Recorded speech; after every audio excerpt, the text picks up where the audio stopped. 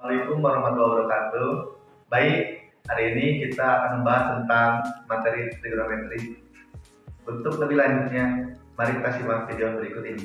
Oke, sekarang kita lanjut submateri perbandingan trigonometri pada segitiga siku-siku. Perhatikan segitiga siku-siku di bawah ini. Nah, sebelum saya bahas masalah trigonometrinya, teman-teman harus tahu dulu nama sisi-sisi pada segitiga siku-siku. Nah, sisi bagian sini, ini kan sudut siku-siku ya. Sisi yang membentuk sudut siku-siku ini dikatakan sebagai sisi siku-siku. Kemudian sisi sebelah sini, sisi yang bukan merupakan sisi siku-siku, ini adalah sisi terpanjang. Dikatakan sebagai sisi hipotenusa. Nah, untuk mempermudah teman-teman mengingat perbandingan trigonometri ke depannya, kita kasih istilah baru untuk ketiga sisi ini. Tapi sebelumnya kita kasih sudut dulu, misalnya sudutnya di sini, sudut alfa. Nah, sisi yang berada di depan sudut, ini kan sudut alfa. Sisi di depannya yang sebelah sini, ini kita kasih nama aja sebagai sisi depan. Kemudian yang sebelah sini, ini kan ada di sampingnya sudut, kita kasih nama aja ini sisi samping.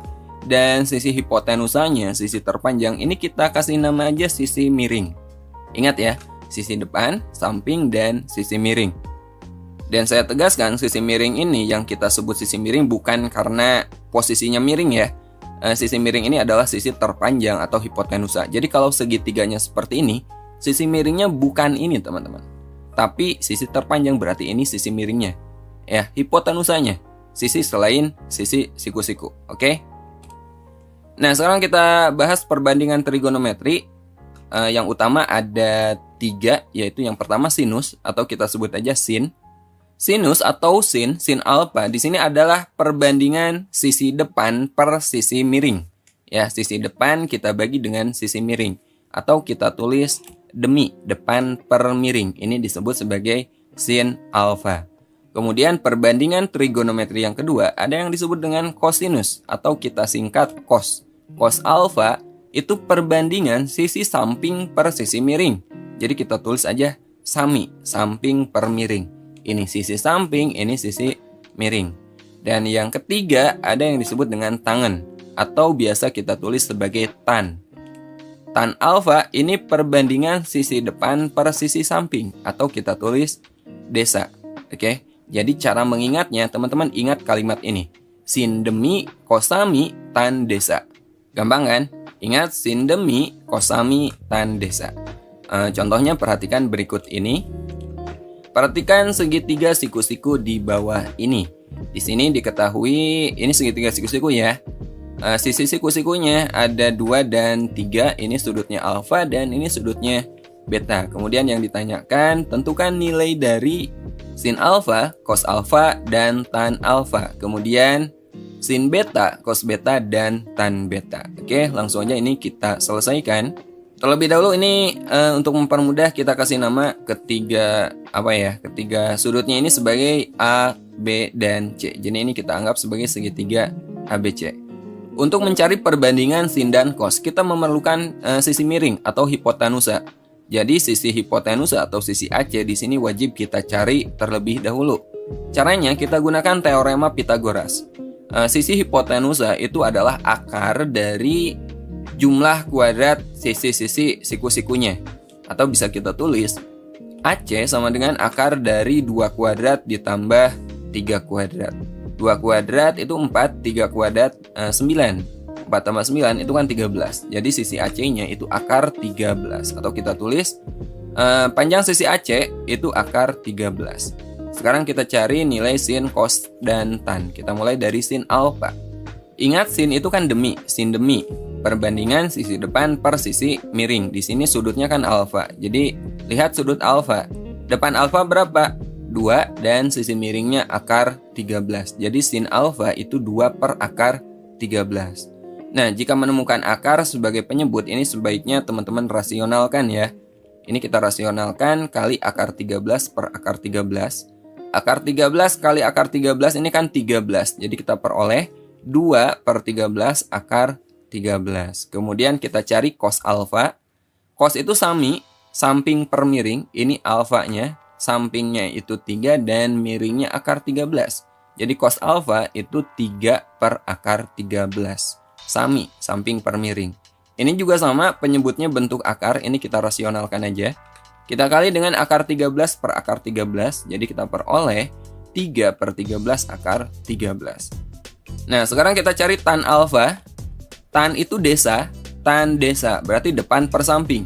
Dan sudutnya alfa berarti depan alfa kita bagi dengan samping alfa. Jadi tan alfanya itu 2 per 3. Gampang kan? Nah, sekarang kita cari sin, cos, dan tan untuk sudut betanya. Sin itu demi, tapi di sini sudutnya kan beta. Jadi demi itu depan beta per miring. Depan beta kan 3, jadi 3 per akar 13, beda dengan sin alfa. Oke? Jadi depan samping dan miring itu teman-teman perhatikan sudutnya ya. Depan alfa itu pasti beda dengan depan beta gitu ya. Sin beta itu demi depan beta per miringnya. 3 per akar 13 ini kita rasionalkan aja. Kita kali dengan akar 13 per akar 13. Kita peroleh 3 per 13 akar 13. Kemudian cos beta. Cos itu sami, samping per miring. Sudutnya beta berarti samping beta kan 2. Miringnya akar 13. Jadi 2 per akar 13. Ini sama kita rasionalkan. Dan kita peroleh 2 per 13 akar 13. Kemudian yang terakhir tan beta. Tan itu desa, depan per samping. Depan beta itu 3, sampingnya itu 2. Jadi tan beta itu 3 per 2. Beda dengan tan alfa tadi. Nah, selain 3 perbandingan, selain sin, cos, dan tan, ada 3 perbandingan lainnya, yaitu kosekan, sekan, dan kotangen. Untuk kosekan biasa ditulis CSC, ini kosekan alfa. Kosekan itu sebaliknya dari sin, ya. Jadi kosekan alfa ini 1 per sin alfa. Jadi kalau sin itu depan per miring, maka kosekan ini sebaliknya. Sisi miring kita bagi dengan sisi depan. Kemudian yang kelima ada yang disebut dengan sekan atau kita tulis sek alfa. Sekan alfa ini sebaliknya dari cos. Jadi sekan alfa itu 1 per cos alfa. Jadi kalau cos alfa ini samping per miring, maka sekan alfa ini miring per samping. Kemudian yang terakhir yang keenam ada yang disebut dengan kotangen. Atau kita tulis kot alfa. Ini kotangen alfa. Sebaliknya dari tan ya. Jadi kotangen alfa ini sama dengan 1 per tan alfa. Kalau tan itu depan per samping, kotangen ini berarti sisi samping dibagi sisi depan. Nah, inilah 6 perbandingan trigonometri pada segitiga siku-siku. Contoh yang saya kasih ini kan masih sangat simpel ya. Sekarang silakan teman-teman coba 10 soal berikut ini. Dan pastinya setelah mengerjakan dan melihat pembahasannya nanti, insya Allah teman-teman akan lebih paham tentang perbandingan trigonometri pada segitiga siku-siku. Sekian materi yang dapat saya sampaikan.